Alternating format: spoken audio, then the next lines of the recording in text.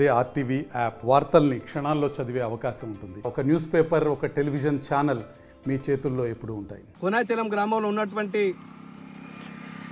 161 C/2 survey నెంబర్లో 2015-16 సంవత్సరంలో ఈ భూమి ప్రభుత్వ భూమి.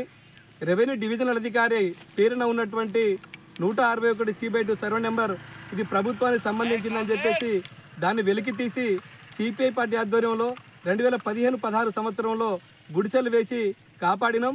ఆనాడు ప్రభుత్వం రాష్ట్రం బైఫర్కేషన్ అయిన తర్వాత ఇక్కడ ఉన్నటువంటి తెలంగాణ రాష్ట్ర ప్రభుత్వం ఉన్నటువంటి ఎమ్మెల్యే కావచ్చు, స్థానిక మాజీ ఎమ్మెల్యే, డిప్యూటీ సీఎం ఉన్నటువంటి వారి యొక్క అనుచరులు ఈ భూమిని మొత్తం కూడా రియాల్టర్లకు అమ్ముకోవడం కోసం రియాల్టర్ల కొమ్ము కాసి ఈరోజు పేదలకు దక్కాల్సిన భూమిని పెద్దలకు అమ్ముకున్నటువంటి పరిస్థితి కనబడ్డది.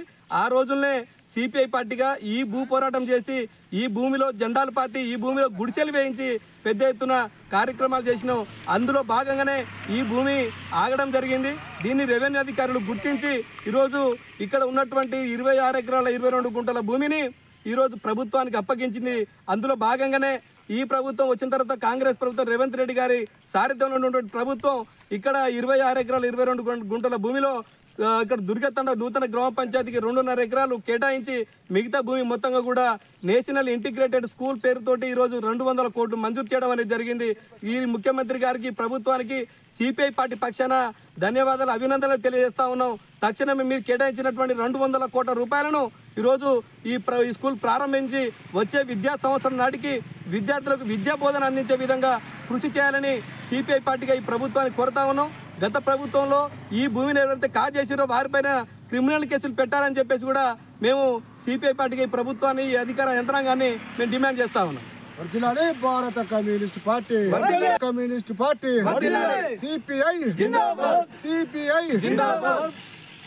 కోనాచలం శివారు గన్పూర్ నుండి జఫర్గడ్డ పోయేటువంటి హైవే రోడ్డు ప్రాంతంలో ఉన్నటువంటి ఈ భూమిలో 2015-16 సంవత్సరం నుంచి మొదలుకుంటే 2025 వరకు దాదాపు 10 సంవత్సరాల పాటు ఈ భూమి నా భూమి లెక్కనే, మా పార్టీ సంబంధించిన భూమి ఆస్తి లెక్కనే కాపాడుకుంటూ ఎవరు వచ్చినా దీని మీద అడుగడుగున మా గిరిజన సోదరులు, మా గిరిజన సోదరిమణులు అందరూ కూడా అడుగడుగున అన్న ఈ భూమి మీద ఎవరో వచ్చి జేసీబీ తోటి మరమ్మతులు చేస్తూ ఉన్నారు ఐసా అని ఆ రకంగా మాట్లాడినా కూడా వచ్చి అటువంటి మిషనరీ వ్యవస్థను కూడా ఆపినాం.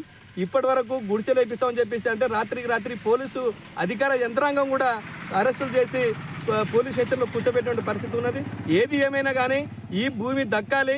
ఇక్కడ ఉన్నటువంటి గిరిజన ప్రాంతాల్లో ఉన్నటువంటి గిరిజనులు ఉన్నారు. ఈ జఫర్గఢ మండలంలో ఈ దుర్గతండ సంబంధించిన గిరిజన ప్రాంతాల్లో ఈ ఏబీ తండ కావచ్చు, 2 గ్రామాల మధ్య తిమ్మంపేట కోనాచలం మధ్యలో ఉన్నటువంటి ఈ భూమిని కాపాడేందుకు సిపిఐ పార్టీగా మా పార్టీ నాయకత్వం తీవ్రంగా కృషి చేసిన ఫలితమే ఈరోజు రేవంత్ రెడ్డి గారి ప్రభుత్వం ఇక్కడ ఈ ఆదర్శ ఒక ఇంటర్నేషనల్ పాఠశాలను మంజూరు చేయడం. ఇది మా పార్టీ కాదు, ఇక్కడ నుండి యావత్ మండల ప్రజానికానికి ఇంటర్నేషనల్ స్కూల్ రావడం అంటే గొప్ప విషయం.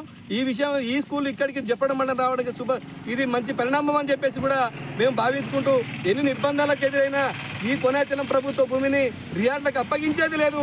ఈ భూమి పేదల పక్షాన ఉండాలి, ఈ భూమి ప్రభుత్వ ఆధీనంలో ఉండాలని చెప్పేసి సిపిఐ పార్టీగా ఎన్నో కృషి చేసినాం. ఆ కృషి ఫలితమే ఈ రోజు మాకు దక్కిందని చెప్పేసి మేము తెలియజేస్తా ఉన్నాం. మరిన్ని వీడియోస్ కోసం ఛానల్ ని సబ్స్క్రైబ్ చేయండి. లేటెస్ట్ అప్డేట్స్ కోసం వాట్సాప్ ఛానల్ ని ఫాలో అవ్వండి. ఆ లింక్ డిస్క్రిప్షన్ లో ఉంది.